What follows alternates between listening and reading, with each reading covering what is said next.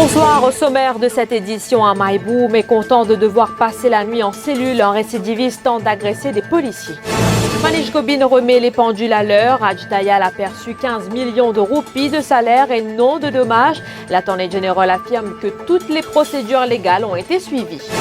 Paul Béranger parle de cadeau du gouvernement à l'ancien commissaire de police. Le MMM soutiendra la motion de blâme déposée par Shakil Mohamed contre l'Attorney General au Parlement.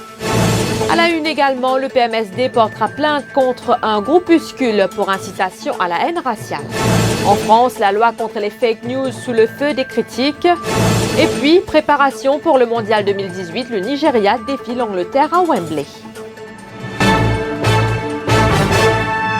Une accusation provisoire d'agression sur policier a été retenue ce matin contre un récidiviste. Après sa comparution devant la Bail and Remand Court, l'homme avait tenté d'agresser des policiers affectés au poste de police de Maïbourg. Il s'était présenté au poste de police comme le stipulent les conditions pour sa remise en liberté conditionnelle, mais il est arrivé en retard.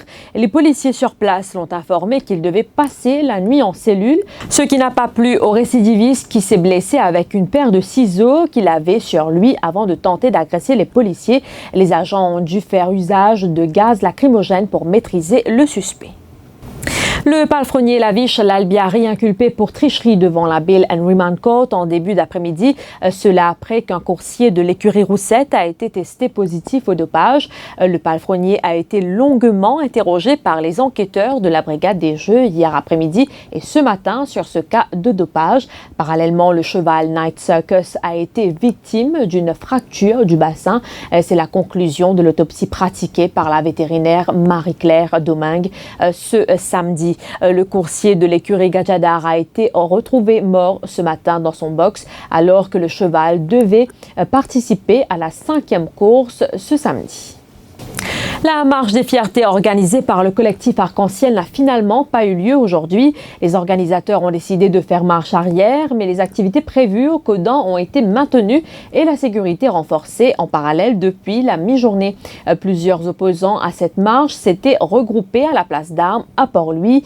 La police régulière et des éléments de la Special Supporting Unit avaient été mandés sur place pour éviter qu'il y ait des dérapages. L'Attorney General met les points sur les i. Manish Gobin affirme qu'il n'a jamais été question de payer des dommages et intérêts à Raj Dayal.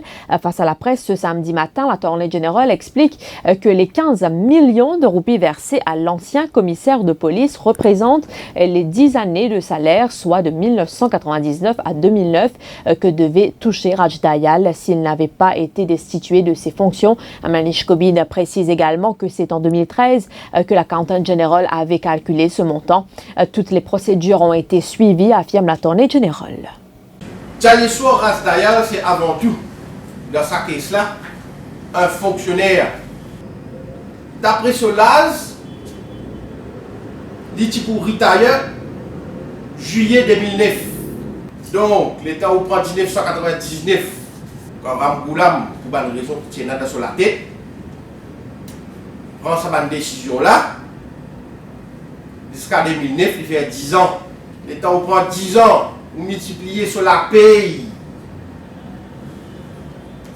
Commissaire police, sur la paye, tout connaît, sorti d'un PRB report, pas le gouvernement qui décide ça. L'État multiplie par mois, par an, et le 10 ans, à la qui ou à gagne le chiffre de 15 millions. C'est l'argent du contribuable, bien sûr c'est l'argent du contribuable. Mais c'est la paye d'un fonctionnaire, vous autres. Et ça calcule là. Pas moi qui calcule ça. Ni c'est l'office aussi qui calcule ça. La paye fonctionnaire fait par qui? C'est le Accountant General. Et dans sa caisse là, ici, le Accountant General compute en septembre 2013. Septembre 2013, nous quittons le gouvernement.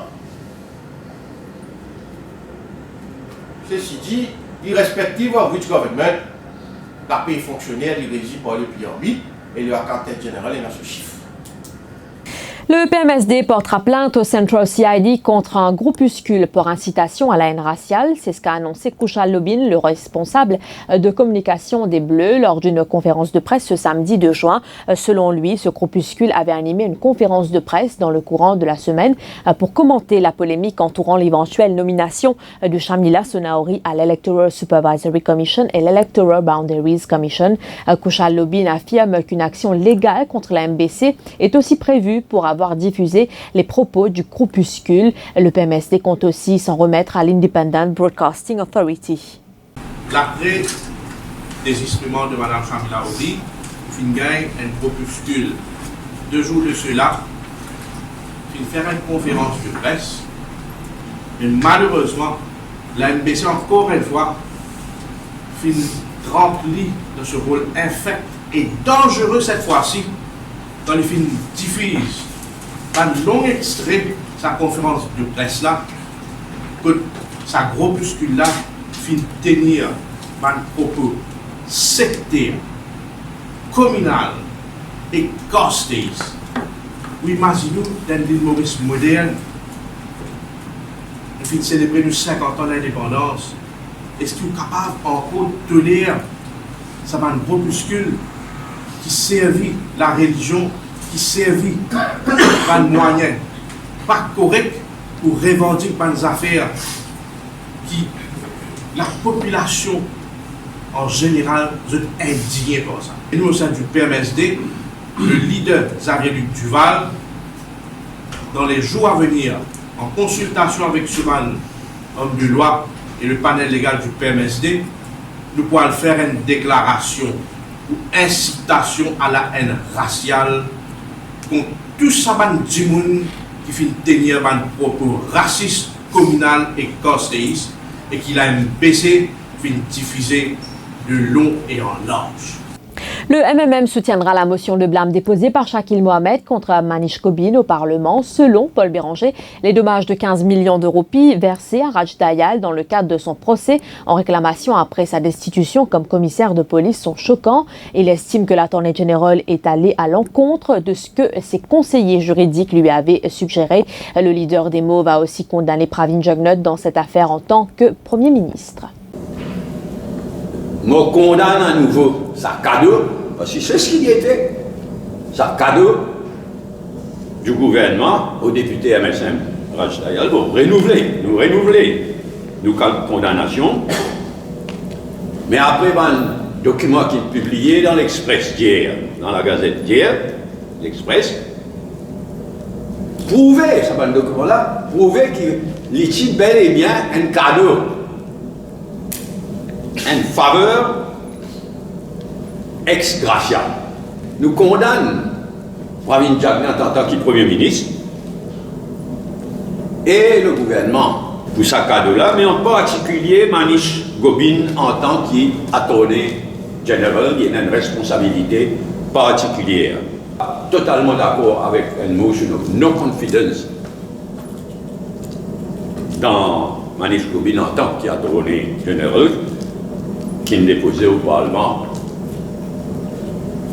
par Shakil Mohamed de notre parti travailliste, tout à fait d'accord, naturellement. Comme l'Allemagne, la France s'apprête à légiférer contre les fake news et comme chez son voisin, les critiques se multiplient pour fustiger un texte considéré par ses détracteurs comme inefficace, contre-productif et potentiellement liberticide. La proposition de loi contre la manipulation de l'information doit être discutée devant le Parlement le 7 juin prochain en vue d'une première application lors des élections européennes de 2019. Avant le G7, Justin Trudeau recevra Emmanuel Macron à Ottawa.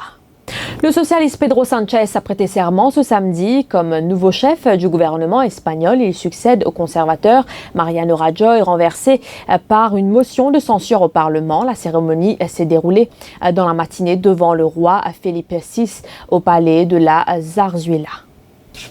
Et puis football, 16 ans après leur rencontre soldée par un match nul lors de la Coupe du Monde 2002, les Three Lions accueillent les Super Eagles ce soir. Ce match amical devrait permettre aux Nigérians d'affûter leurs talons avant le coup d'envoi en Russie où l'un de leurs adversaires du premier tour sera l'Islande.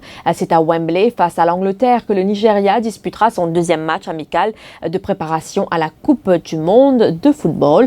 Le coup d'envoi du match est prévu à partir de 20h15. Voilà, nouvelle qui nous amène à la fin de cette édition. Merci de votre attention. Demain, c'est Rosaina Bigun que vous allez retrouver pour une nouvelle édition du journal Télé Plus.